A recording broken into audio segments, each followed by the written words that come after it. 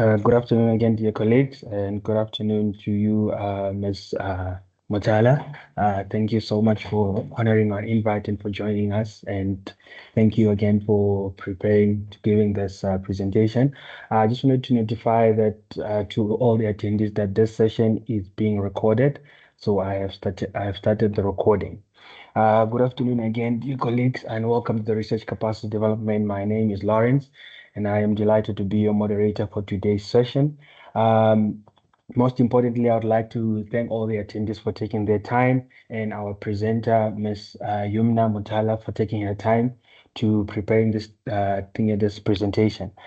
Before introducing Ms. Mutala to you, I would like to go over a few housekeeping rules, of which I would like to think that most of you are aware of. Um, can I just indicate if all the attendees can hear me? Please indicate with the thumbs up if everybody can hear me before I continue.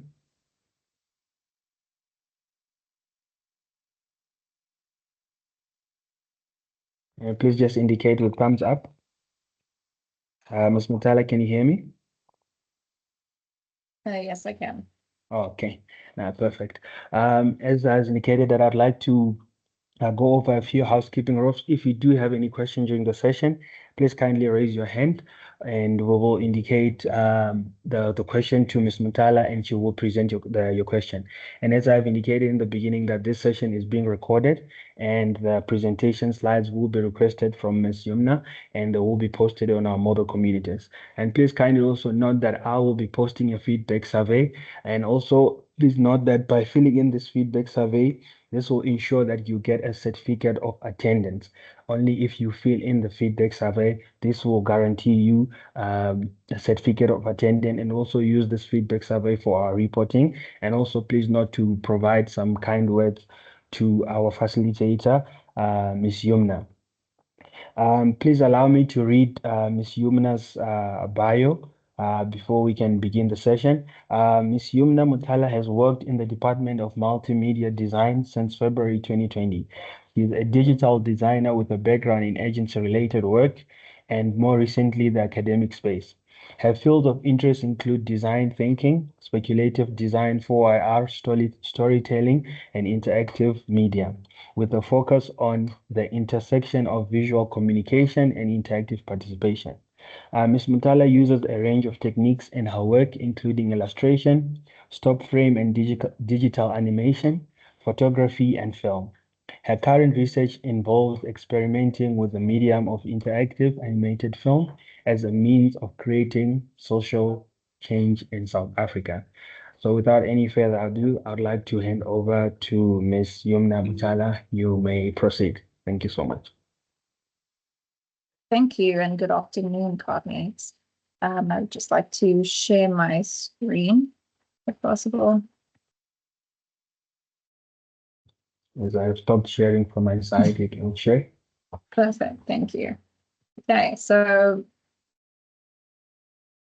today we are going to be discussing data visualization, specifically looking at Microsoft PowerPoint. Now I understand that this workshop is called using Microsoft PowerPoint. However, I'd also like to branch out into a software called Canva, because that is perhaps more user-friendly and more versatile than PowerPoint. So today what I will start with is just discussing the type of charts and infographics we can create and to use as researchers. I'll look at how to create charts in Microsoft PowerPoint. I'll look at the benefits of using Microsoft PowerPoint, and then I'll do a brief introduction to the Canva online software and how it works and why it is useful. To get started, the types of charts that we can use as researchers, this is highly dependent on the kind of data we are trying to demonstrate, trying to visualize. So I'm sure we are all familiar with traditional charts, including those of the bar charts, line graphs, and pie charts. But the way that we actually design these can impact how our viewers interact with them. And this is more specifically in terms of looking at them as aesthetically useful parts of our research, in addition to just being part of how we visualize our data. as I covered in yesterday's workshop, actually visualizing data in a way that is interesting maintains our reader engagement and allows us to effectively communicate information. So starting with the chart types, we can look at bar charts, line graphs, pie charts, and tree maps, but there are really almost an infinite number of charts that we can create. And using software like PowerPoint or Excel or Canva, these are ways that we can create them. To start off, line graphs are used to demonstrate trends within data over a particular period of time. They have the x-axis and the y-axis, but specifically they're used to draw attention to fluctuations in data sets.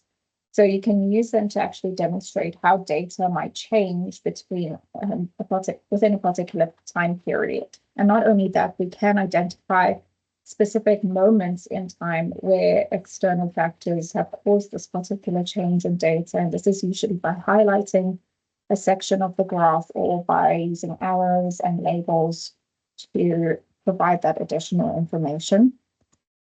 Bar charts are used to compare categorized data sets. So usually taking multiple sets of data and placing them alongside each other so that we can see the differences. For example, in this image, I've got America's most watched TV series from 2018 and 2019. And here we can see which TV shows were viewed the most and then compare them with other popular TV shows. So bar charts function by using the size of each particular bar to visualize the value assigned to each category.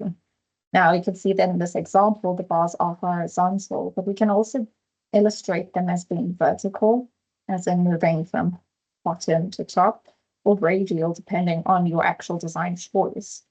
The difference in communication isn't very big, but how we actually present the data can change the readability of it.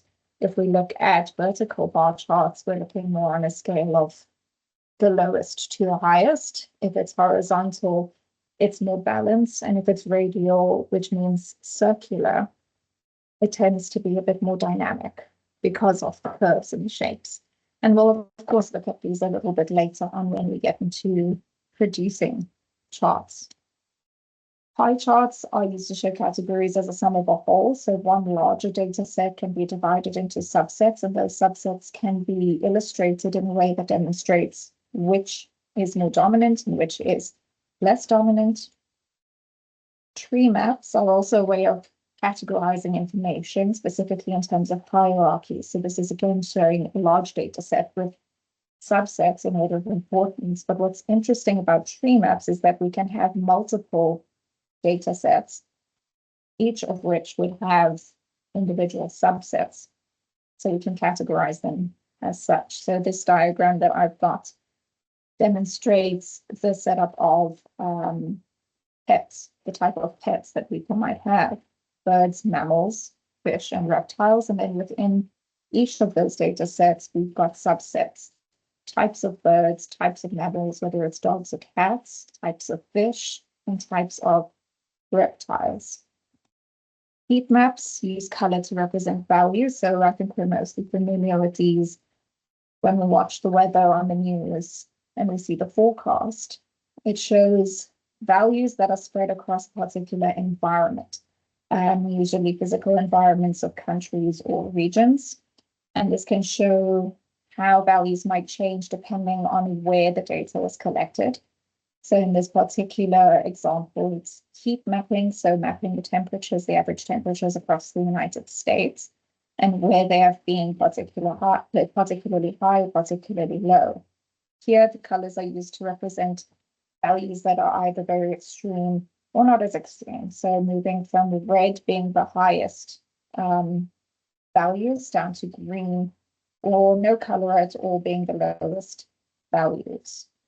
We can also see this in something like topographical maps that look at the geographical density of particular regions. But really what we're focusing on here is that color can be used to differentiate between data sets that are collected across a large region. And in illustrating that, we can actually show where those higher values might be more condensed or more present, and where lower values would be more present. Bubble charts are sort of similar in the sense that we're looking at values across different fields or different jobs or careers. So bubble charts use circles or bubbles to represent different aspects of a larger idea, and the size of each of those bubbles determines how large that value is. We can also, within that, then use color to coordinate what categories are, how do we actually group categories together, and we can create this hierarchy within our information that is then easier to interact with. So when we use Microsoft PowerPoint, we can create a lot of charts. We can create these very visually interesting presentations for our research. The cool thing about using anything to do with Microsoft is that all of their different programs are linked. So when you use Microsoft Word, you can correspond it to Microsoft Excel. You can take data sets from Microsoft Excel and move them into Microsoft PowerPoint. So it creates this network of interaction that will then help you to produce effective documents. Within PowerPoint specifically, you can take a spreadsheet from Excel, take the data from that Excel spreadsheet, and then convert it into a data chart within Microsoft PowerPoint, because they all use the same sort of tools. So this particular chart that I've got on the right-hand side is one that I made earlier today using Microsoft PowerPoint, demonstrating the spread of languages throughout South Africa. So just as a demonstration, I'm going to show you how exactly to make a chart. So I'm going to start by right-clicking and creating a new slide in my presentation down the left-hand side. You'll see that the slide has already got these preset boxes. I can, of course, if I don't need them, I can select and delete them, just so that I have a blank page to work on. Once I've done this, in order to start making my chart, I'm going to go into Insert and click on Chart. So this then opens up this pop-out that gives me all sorts of options in terms of the type of chart that I can create. So let's say I want to create a chart like that pie chart that I've got. I'm going to click on Pie Chart. I can select over here whether it's a regular traditional flat pie chart or a three-dimensional pie chart or a donut. I can also create multiple pie charts. So for the sake of this exercise, I'll click on the 3D pie charts and click OK. So if we just give it a second. Now it's brought up my pie chart, and you'll see that there's another pop-up that has come up here. So this is the link to Excel that I was just discussing. This link then brings up a data set that I can fill in to correspond directly to my chart. So the default that they include here is for sales, but I can change that. Let's say I would like to, again, discuss something like languages in South Africa. I'll just double click on the cell in that Excel pop-up, and I will write in my title. Okay. And you'll see that once I've typed in my title, it updates automatically within Microsoft PowerPoint. I can then go in and change each of my categories. So let's say, because I'm talking about languages, I might type in the names of my languages.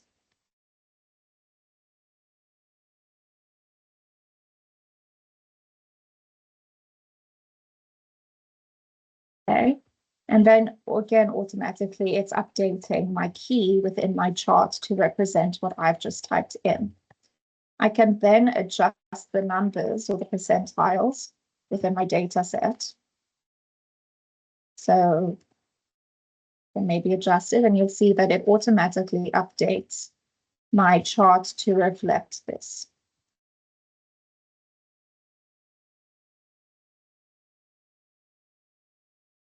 Of course, I'm pulling these figures out of my head, But in practice, you would find, well, you'd use your own data set that you have developed and produced through research. And you just input that there. I can also include additional languages or additional aspects, and it will again automatically update them.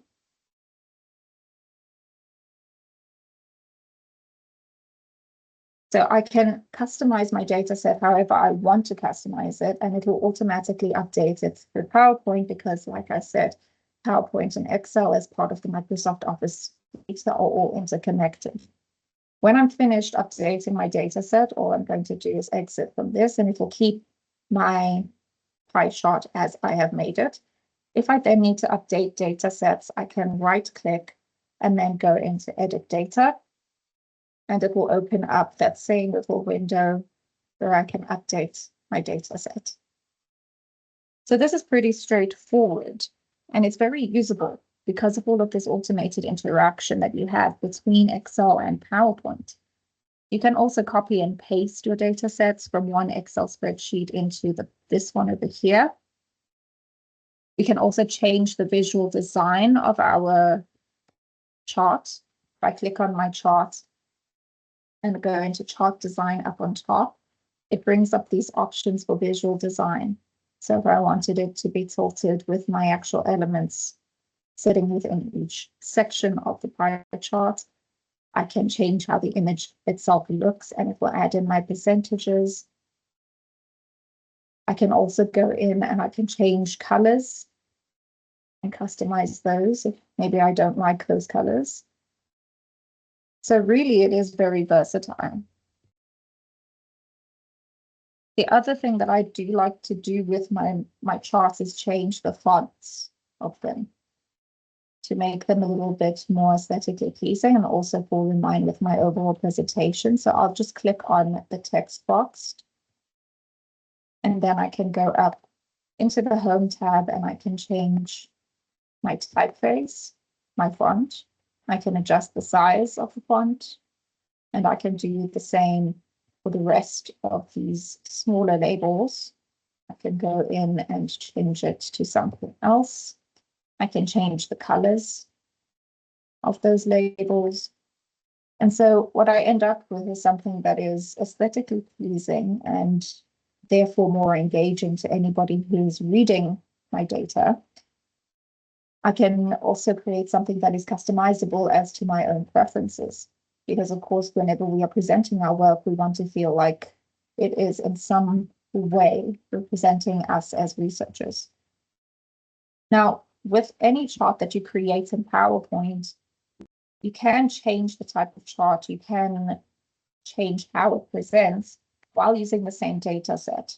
So I can right-click and I can change to a different type of chart, for example. So by clicking Change Series Chart Type, I can go in and say, change it to something like a tree map, and then click OK. And it takes that same data set and it makes it into a brand new illustration.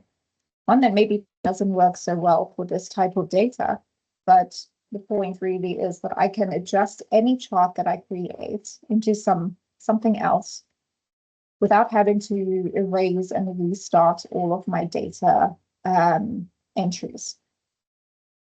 The other example that I have is a chart like this.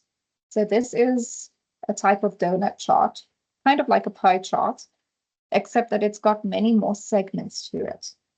So if I just put this into presentation view so that we can see it more close up. So I've created this chart for, as an example, nutritional carbohydrates.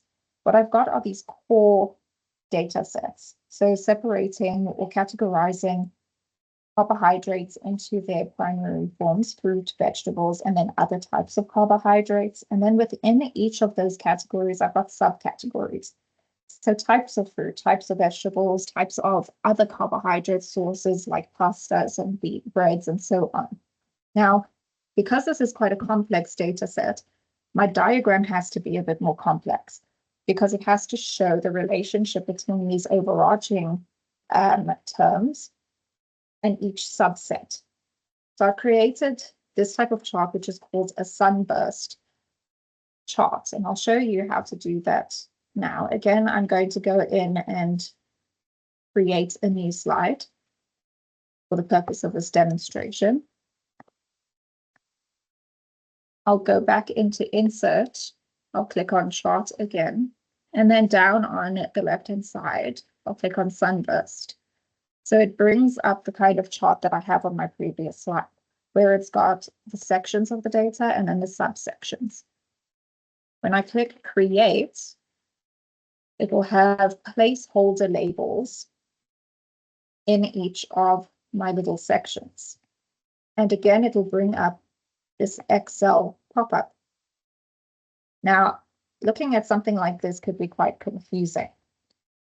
So you have to make the connection between the diagram itself and all of its subsets. And the terms are directly linked to plants. So the first branch, the stems that come off from the branch, and then the leaves that are attached to the stems. And these correspond directly to my spreadsheet. When I go into my spreadsheet, I can rename branch 1, for example, to fruit. So now it's created a separate section for that because I've still got branch 1. In order to create branch 1 out of all of these other elements, I'm just going to take that same term and I'm going to paste it in the spreadsheet to all of those that were called branch 1, and it changes this whole section into fruit. Now I can look at my stems being this next layer of information, and I can go in and change those names.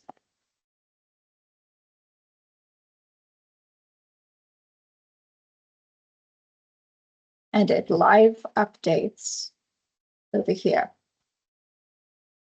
Okay, if, for example, I want to have multiple of these leaves connected to citrus, I can take this tag and I'll copy it into a second cell, and that cell is connected to leaf 2. So you'll see that it updates it. So citrus is connected now to leaf 1 and leaf 2. I can take leaf 3, which is currently connected to stem 1, and I can also connect it to the citrus group by just changing the name of this tag over here, and it automatically updates it in my chart. And the same goes for everything else. So here I've got leaf 6 and 7 that kind of sit by themselves. If I want them to sit in the citrus as well, what I'll do is I'll write leaf 6 in the next column, and I'll allocate it to the citrus group. Okay. So it groups them together, but I see that it's not quite working. So I'm just going to copy and paste this over and see if that changes. Okay. But either way, when we're looking at the data set, we've got the first column as being the branches, this middle section of my diagram. The second column would be the stems, which are these sections, the second ring. And then the third column corresponds to the third ring. So we're moving down in terms of the specific subsets. We've got this overarching set of data, and then we've got the first subset and then the second subset. Exactly how you would demonstrate it or present it in an Excel spreadsheet, except now it's presenting as a specific diagram within Microsoft PowerPoint. And again, as with every other kind of diagram, I can go in and change my fonts. I can change my colors as well, just by going into chart design. I can change the type of visualization it has, whether I want it brighter, whether I want my lines to be absent or black. Maybe I would like some pastels. And I can also go back and edit my data at any point in time. So it is really versatile. The other thing that Microsoft PowerPoint offers is a design element for your whole PowerPoint. So in terms of visual design, you can actually choose when you open up a new presentation, a particular presentation style. And that presentation style can dictate how your whole presentation will look. So it will maintain this visual consistency between your pages. So we can look at this under the Design tab. Now, my current selection is this one over here. If I decide that I want to change to something that's maybe a little bit brighter, I can, without having to restart or create a new presentation, I can just click on that design and it changes every single one of my pages to this brand new design style. And let's say that I decide I don't like this design anymore, I want something different. I can again go back into that design tab up on top and I can click on a different design and it will change that for me. So you can do this an infinite number of times. You can change the visual layout of your presentation. You can change the color schemes. You can change the feel that it has at any point during your process without having to restart or create a brand new template, a brand new file. I can just go in and create an entirely new design simply because I don't like the one that I'm working with. Okay, so I can also undo everything, obviously, by pressing Control-Z. I can go back to where I was before, and it will reset my initial design style. So PowerPoint and the Microsoft Suite generally are quite versatile in this sense. You can customize pretty much anything just by looking at this Design tab up here. The animations and transitions, I would say, are not the best that I've seen, but they are still useful in terms of creating transitions from page to page. So again, up at the top, I'm clicking on transition, and I can try out a transition between certain pages just by clicking on a style. And it will take my current presentation, it will show me what it would look like if I were to transition using something like this, the push transition. And this can also help your presentations just look a little bit more professional, more finished. But I will say that I think this is probably due to my background in design, is that I don't really find it to be as customizable as other softwares, but it is still useful for the layperson in terms of creating a presentation that can incorporate animations, especially if you don't have a background in something like animation. Okay, so moving on, the next thing that I would like to look at, and this is part of the comparison in terms of presentation softwares that I'd like to identify, is that while PowerPoint is very versatile as it is, there are other softwares out there that you can use, especially online tools. So there are a few that I can think of, but one that is really accessible and really usable for everybody is Canva. Now, I may or may not have heard of Canva, but it is a very widely used tool. It's an online tool that you can access from anywhere, and it saves everything that you do to the cloud. It's a free software, but there is also a paid subscription. The difference between the free and the paid is not very large, apart from, I think, the access to the type of content and illustrations. So if you pay for a subscription, then you get full access to a whole other range of templates. So these templates are created by designers and then put onto Canva. You can then select a template and then customize it, adding in your own content and your own illustrations in order to create these really aesthetically pleasing documents and presentations. And the purpose of this is that if we've got aesthetically pleasing presentations, people are more likely to interact with them. People are more likely to listen to and engage with your information if they are provided with aesthetically pleasing visuals. So Canva is really useful for this because it provides a whole load of templates that PowerPoint doesn't have. And these templates are constantly being updated because people are constantly contributing their work to this Canva database. The way that you create charts and infographics in Canva is similar to PowerPoint in that it also has a data collection software that is linked to it. So it functions very similarly to that pipeline that I've just demonstrated between PowerPoint and Excel.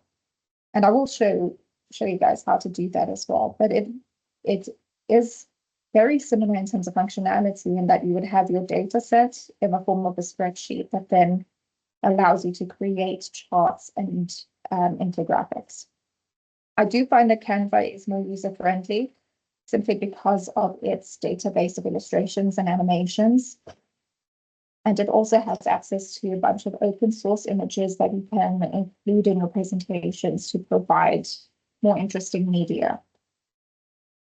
It also has the option to include interactive elements in data visualization, like clicking on certain parts of a chart to open it up into more depth. You can also embed videos. You can embed and link to YouTube videos.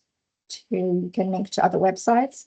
Canva also, in terms of sharing, is much more versatile because you can take a link and share that instead of sharing an actual presentation file.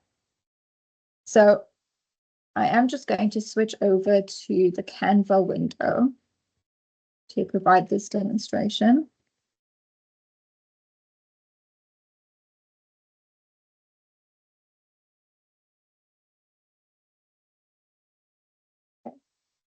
So this is what Canva looks like. It is, like I said, an online tool. It's at canva.com. And if I look at the templates, it brings up a whole load of things that I can explore on this page. I can select what kind of template I want to work with. So let's say I'm making a presentation. I'll click on presentation. It'll bring up a lot of templates that I can use to create my own presentation. So these are designs that people have made and then uploaded to Canva. And you'll notice that there's a little crown next to some of these. This means that if you pay for Canva, then you can use this particular template. That being said, there are already a lot of free templates that are available for anybody to use. So something like this doesn't have a pro sticker at the bottom, which means that on a free plan, you can use this one. With a pro plan, you could use this one. The quality of them is not very different. The free, in my experience, the free templates are as good as the paid templates. But if you do use something like Canva very often, then paying for it could be a good idea. I use Canva for pretty much all my presentations simply because of its ease of access. If I click on a template that I like, so let's say I would like to use this particular template, I can click on it and it'll open up this pop-up that'll show me what each of the preset pages look like. And then I can click on customize this template, where it will open up that template in a new file. And I can now change all of the content. So I can type in my own headings. I can adjust what kind of imagery I'd like to use. I can delete elements that I don't need. Or I can change things in them. Okay.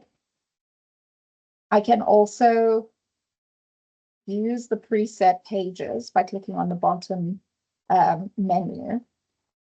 Or if I don't want to keep a page in, I can right click and then I can delete that page. I can also delete elements that I don't think I'll need on a particular page. And then in terms of including certain things, in terms of design, I can go into the left-hand side and there are all sorts of panels here. So I've got the elements panel that will give me access to illustrations, shapes, polls, which are interactive elements. I can link to a sheet, a spreadsheet. I can insert tables and photos. I can also upload my own images, which is very useful. I can include videos and charts. So let's say I'd like to include a chart. I'll click on See All. and it gives me the same options of charts as PowerPoint does, and more. What I really like about these, though, is that they are clickable, which means that anybody interacting with my presentation, if my presentation is on a website or on a learning system like Moodle, you can go in as a viewer and you can click on diagrams to get more information. So let's say I'm creating something like this circular diagram. You'll see that it brings up a spreadsheet on the left-hand side that is pretty much exactly the same as the spreadsheet in Excel. So again, I've got my groups. I'm going to rename group 1 fruit. Okay. And then again, I'll need to just rename all of those group 1s to fruit, and it automatically updates it on the right-hand side. Group 2, I can make into vegetables. And I'll update all the group 2s to vegetables. Group 3, I can do other. And then let's say group 4, I don't want, so I'll just delete group 4 by selecting it and then deleting the data set. And now I've got my 3 categories. I can go in and now put in my subgroups. So let's say citrus and berries and stone fruit. I can have leafy vegetables, I have root vegetables, and then I could have my grains and rice. And you'll see that as I'm typing, it's automatically updating. Now, these colors are not really working for me. They're a bit too light. So what I'll do is I'll go in and I'll change my color, maybe something darker. Okay, so I'll change my colors. They're up here at the top.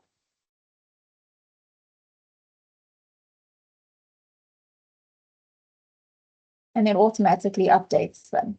Now, you'll notice that if I click on something, so I can click on something like vegetables, it will zoom into it. I can click on fruit and it will zoom into it. And then I can just zoom out. Now, this is the interactive element that I was talking about, is that if I were to take this presentation and share it with someone, they too would be able to click on each of these data sets and zoom into them so that they can see more details about it. And this can be particularly useful if you've got a complex data set that has a lot of information, because it allows people to customize how they interact with it. They can customize which information they are looking at, and they can customize how much of that additional information they are getting access to. And this is the same for any sort of chart that you create in Canva, because if I go in and find another chart, like, for example, a donut or a pie chart, it will do the same thing. It will give my users, my readers, the opportunity to click on these elements and zoom into them to get more information, which is really useful, not just because you can combine multiple sets of data into a single illustration or infographic, but because you can actually give someone something to do. People prefer to interact with things. We all like to click on things and play around with things, and this actually incorporates that interaction into something that has traditionally been very static. Traditionally, when we interact with data, it's from a perspective of just looking at it or reading about it, but actually interacting by doing, by clicking, gives someone more incentive to engage with your content, which is why this is really useful. The other thing is, if I go back into those elements, I can go and find graphics or illustrations. And let's say I'd like to look for a little illustration of a fruit. It'll bring up a bunch of images, illustrations that people have put up there. Again, they're pro or free. And I can just click on it and it will bring it in. So I can make my actual image more interesting or more friendly. With some of these, you can go in and change the colors. So with this image of the orange, If I see at the top here, I can change the color of my fruit to something that's maybe more rich, which is also a thing that I like, is that you can customize everything, which can be very useful in terms of adding that personal touch to your presentations. I also like the animations because they are fully automated. So if I want to animate between pages, I can just hover between them, and it gives me options to add a page or add a transition. Now the transitions, because it's all already done for you, you don't have to sit and worry about how to animate things, especially if animation is not something that you're familiar with. You can just select one that you think would work really well, and Canva will do it for you. So a very complex animation that you yourself don't have to create, because Canva will do it. So I would encourage anybody with both Microsoft PowerPoint and Canva just to take a moment, take a bit of time and play around with the tools that are available, because the opportunities really are endless with these kinds of softwares. Of course, as students, Microsoft PowerPoint is more accessible than Canva is, but like I said, Canva does come with both a free option and a paid option, depending on how often you would use it. But that being said, demonstrations are complete. So I would like to open the floor to any questions, comments, or discussion points that anybody might have for me. And of course, if you do have any questions later on, or if you'd like to run ideas past me or get feedback, you can always drop me an email at my UJ email address, which is listed over here. Okay. Thank you. Thank you so much, Ms. Yumna. I really appreciate your presentation on the use of data visualization tools in PowerPoint as well as on Canva.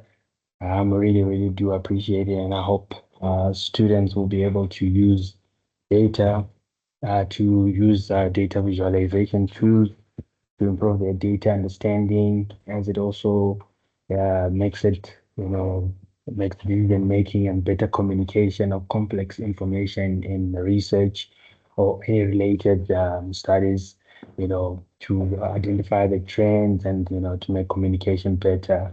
So thank you so much for this presentation. I really do appreciate it so much.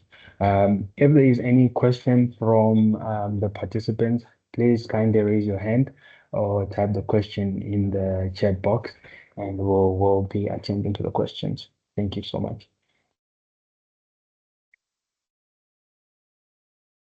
And also, as I've stated in the beginning, that I have posted the feedback survey. Also, by filling it, this ensures that you receive a certificate of attendance. So please fill in this feedback survey, and please ensure that your information is correctly captured, so that we do not make any mistakes when we are sending out the certificate of attendance for this particular workshop and going forward. Thank you so much. And I see there's a hand raised by Dr. Gabriel. You may unmute your mic and speak. Thank you. Thank you, Lawrence. Can you hear me? Yes, I can hear you. All right. Thank you. I also want to thank Ms. Motala for your wonderful presentation. I think it's a lot of insights that we have learned from the conversation that she had with us in this session. I just wanted to ask, maybe I could have missed this, during the course of the presentation. But sometimes, we have attended conferences where, when one is presenting, they have missed quite a lot in terms of the formatting of PowerPoint slides. It could be in the terms of colors that are projectable. Certain colors, when you are projecting on your laptop, they appear to be visible, but when you are using a projector, then they are not visible. So even in terms of other details, that should be sort of part of the slides in terms of giving information. I can see your email is there. What is it that you can leave with us in terms of some formatting requirements, as well as details that we have to input on the slides, so that we end up not just apologizing to the audience because they cannot see what we are trying to project to them. Thank you. That's an excellent question. I think that often we do struggle a lot with this because it's just kind of the nature of working with digital technology. Some screens will display colors one way and others will display it another way. It's kind of a constant dilemma in the field of design. So there are a lot of things that you can do to mitigate this. One thing is maintaining a clear hierarchy within your presentations, and by this I mean organizing information in a way where there is a heading, a subheading, and then body text. So on this particular page of my presentation, I've got my heading, any questions, my subheading is non-existent, but then the body text is the contact details. Creating this hierarchy and this distinction between the primary information of the heading and the secondary information of the body text is one way of maintaining that level of clear communication. The other thing would be to work visually rather than overloading your slides with text, because nobody wants to sit in a conference and read an essay on someone's presentation slides. It's better to include the main points of your presentation on the slide itself, and then any more detailed information or explanations should be given verbally, because that then allows your viewers and your audience to focus more heavily on what you are saying rather than what they are supposed to be reading on your presentation slide. So I would encourage anybody making a presentation to just focus on including the main points that you're trying to make as written information on the slide. And then anything else, any additional information should be verbal. You should say that. Also including images is very useful. Images and diagrams allow people kind of the opportunity to engage with visuals while still listening and focusing on what's being said. So including things like photos or pertinent imagery, illustrations, and infographics is a way of ensuring that even though your viewers, your audience are looking at your presentation, they are still listening to what you are saying. And then in terms of visibility, like you mentioned with the colors, I would say one way to just avoid any issues is to maintain high contrast. And high contrast meaning your text color should be very different to your background color. So if your background color is very light, your text color should be very dark. And vice versa. If the background is dark, then your text should be light. Because maintaining that contrast will ensure that regardless of the type of screen you're presenting on, the colors will always be clear enough. One of the biggest issues that I've seen is people using something like a dark red on a black background, and then things become illegible. If you're using a dark background, always opt for a lighter color for your text.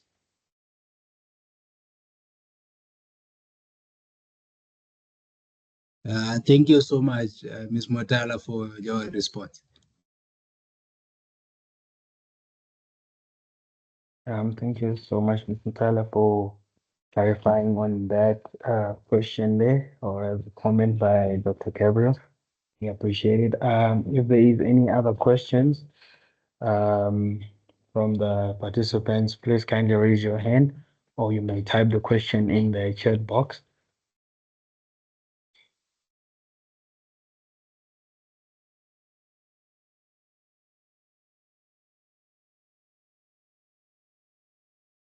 Okay, in that sense, I see that there isn't any other questions. I just have a question for you, Ms. Mutala. How do you choose the best, sort of like the right visualization for, let's say, for conveying research? Because obviously there is different type of visualization. So which one can you say is the best to convey um, sort of like your probably your research to, to the outer audience? I think that's really dependent on the research content. So I think it's more about considering who your audience is when you're trying to present your research. As I lecture as well, I often have to consider whether I'm teaching first years or senior students and how they prefer to interact with content. So for the first year students, usually my content, my presentation style, my visual style is a little bit more casual, a little bit more fun. And then for the senior students, it's a bit more serious in terms of how it looks. So with the fun visual aesthetic, I would pick something that is probably brighter, with brighter colors, with more fun illustrations. With more serious topics, I would pick darker colors and probably less fun illustrations. So I think it really is up to you as a researcher how you present your work, but the key thing is to remember who you are talking to and who you are presenting to. Okay.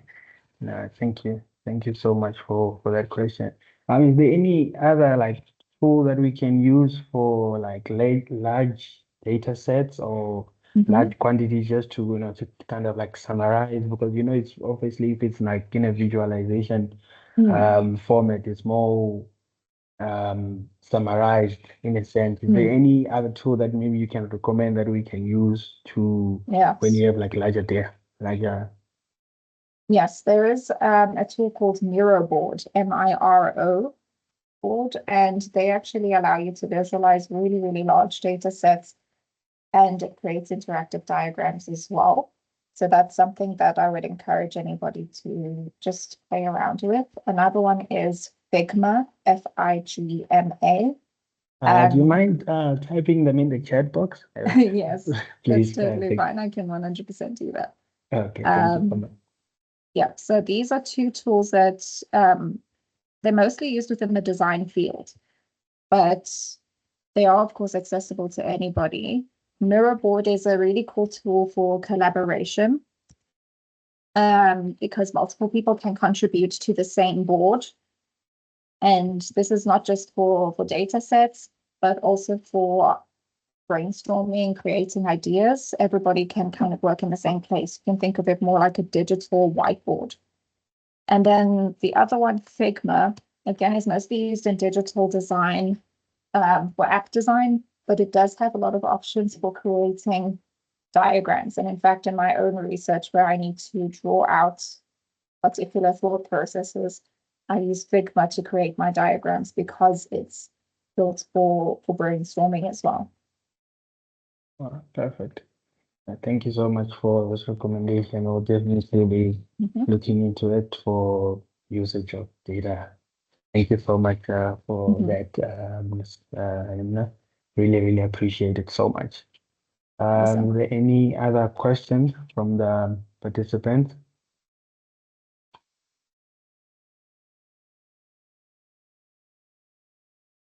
Any other question or any other comment you'd like to give out before we can end the session?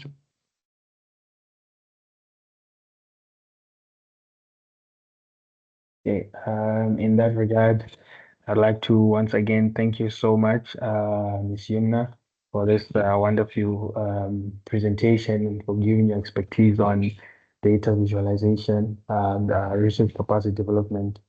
Unit really appreciates the expertise, and thank you so much to all the participants who joined, rather to all the attendees that joined and all the colleagues. Thank you so much for taking your time. And as I have stated, that I have posted the feedback survey again in the chat session.